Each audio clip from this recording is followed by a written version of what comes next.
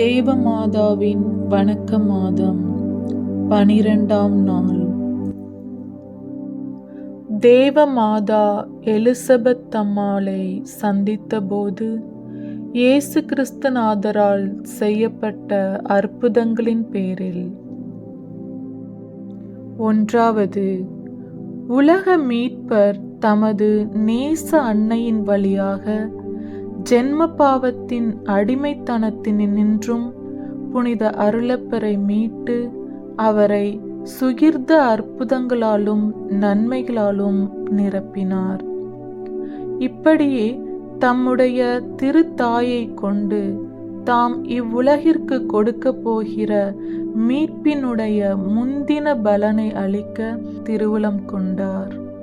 இரண்டாவது, உலக மீட்பர் புனித அருளப்பரிடம் ஜென்ம பாவத்தின் தோஷத்தை நீக்கி அவருக்கு விசேஷமான வரங்களை அளித்து அவருடைய மனதில் பரிசுத்த ஆவியின் ஒளியை உதிக்கும்படி செய்து அவருடைய இருதயத்தில் தேவ சிநேக அக்கினியை எரிய பண்ணி அவருடைய ஆத்மத்தை மனோவாக்கு கெட்டாத சந்தோஷத்தினால் பொற்பித்தார். அப்போது அந்த புனிதர் தம்முடைய தாயாரின் உதிரத்தில் இருந்து தேவ மாதாவினுடைய சத்தத்தை கேட்டு சர்வேஸ்வரனை அறிந்து வணங்கி அவர் அண்டையில் சந்தோஷமாக குதித்தார். நாமும் தக்க ஆயத்தத்தோடு திவ்ய நற்கருணையை வாங்கி பரிசுத்த ஆவியாகிய சர்வேஸ்வரனுடைய ஏவுதலுக்கு இணங்கி நடப்போமானால் ஆண்டவர் நமக்கு வரப்பிரசாதங்களால் நிரப்பி நம்மிடத்தில் திவ்ய ஒளியையும் தேவ சிநேக அக்கினியையும் இருக்கச் செய்து எவ்வித புண்ணியங்களையும் செய்வதற்கு துணியும் தைரியமும் அளிப்பார். நாம் திவ்ய நற்கருணையை வாங்கின பின்பு இந்த சுகிர்த உணர்ச்சிகளை அடையாமல் புண்ணியத்தை செய்ய சுறுசுறுப்பில்லாதவர்களாய் இருப்போமானால் இது நம்முடைய தவறு என்று எண்ணி நாம் திவ்ய நற்கருணையை தக்க ஆயத்தத்தோடு வாங்கும்படியாக தேவ மாதாவின் அனுகிரகத்தை மன்றாட கடவோம்.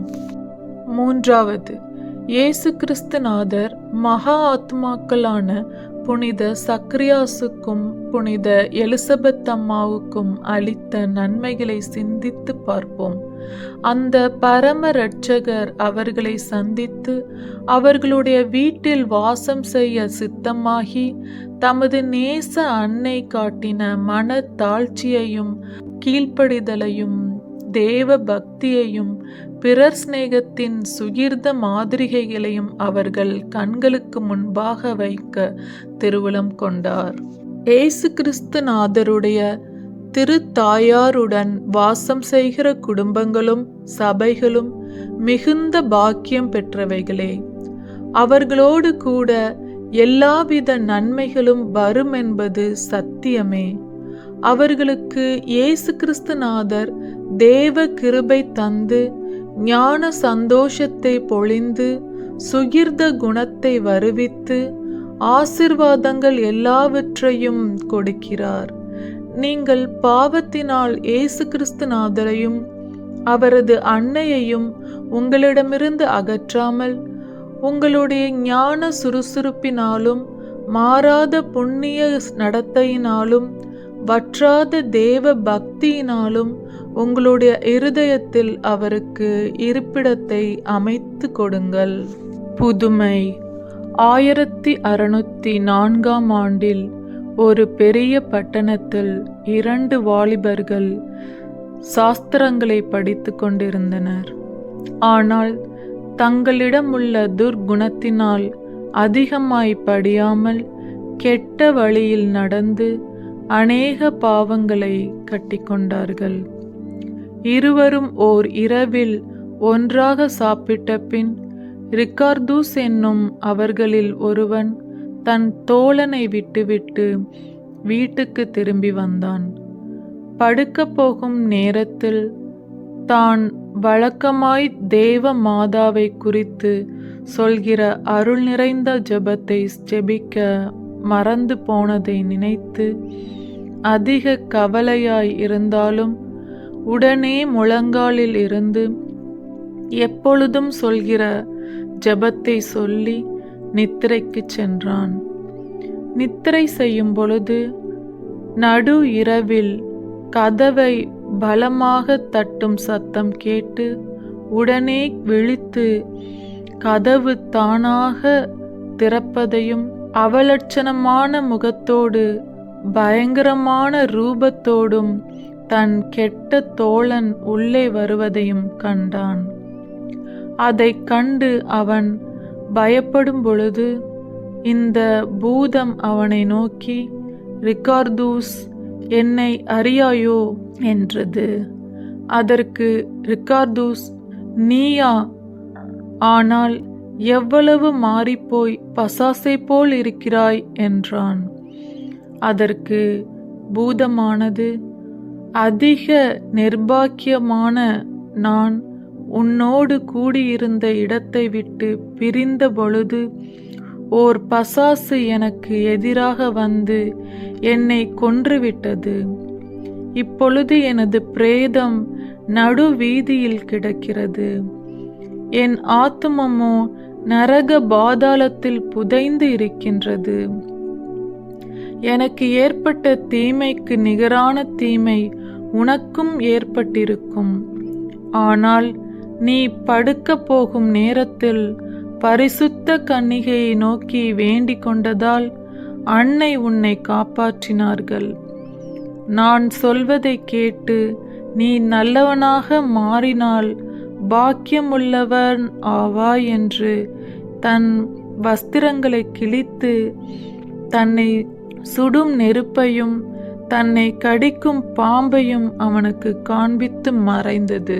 ரிக்கார்தோஸ் இதை கண்டு பயந்து தன் மார்பில் பிழைத்தட்டி சாஷ்டாங்கமாக விழுந்து தன்னை காப்பாற்றிய பரம தாய்க்கு நன்றியறிந்த மனதோடு ஸ்தோத்திரம் சொல்லி தான் எவ்வாறு நல்லவனாக கூடும் என்று நினைத்து சிந்திக்கும் பொழுது புனித பிரான்சிஸ்கன் சபை மடத்திலிருந்து மணி அடிக்கும் ஓசையை கேட்டது. உடனே அவன் புறப்பட்டு போய் சந்நியாசியாக தன்னை ஏற்றுக்கொள்ளுமாறு மன்றாடினான். ஆனால் அந்த சந்நியாசிகள் இவனுடைய துர்நடத்தைகளை அறிந்திருந்ததால் இவனை ஏற்றுக்கொள்ள மறுக்கும் பொழுது இவன் தனக்கு நிகழ்ந்தவைகளை அனைத்தையும் அவர்களுக்கு அறிவித்தான். உடனே இரு சந்நியாசிகள் இவன் சொன்னது மெய்யோ பொய்யோ என்று அறிவதற்கு வெளியே புறப்பட்டு ரிக்கார்தூஸ் தோழனுடைய பிரேதத்தை தேடி போனார்கள். குறித்த இடத்தில் கருப்பாய் இருக்கிற அந்த பிரேதத்தை கண்டார்கள். அதன் பின் ரிக்கார்தூஸ் அச்சபையில் ஏற்றுக்கொள்ளப்பட்டு கடின தபசு செய்து சுகிர்த புண்ணியங்களையும் அனுசரித்தான். சில ஆண்டுகளுக்கு பிறகு பிற சமயத்தாருக்கு திருமறை போதிக்க இந்து தேசத்துக்கு அனுப்பப்பட்டார். இறுதியாக ஜப்பான் தேசத்துக்கு சென்று அங்கு வேத சாட்சியாக மரித்தார். இவைகளையெல்லாம் கேட்கும் சகோதரர்களே, தேவ மாதாவை நோக்கி நீங்கள் வழக்கமாய் சொல்கிற ஜெபங்களை ஒரு நாளும் தப்பாமல் சொல்ல கடவீர்கள். ஜெபம்.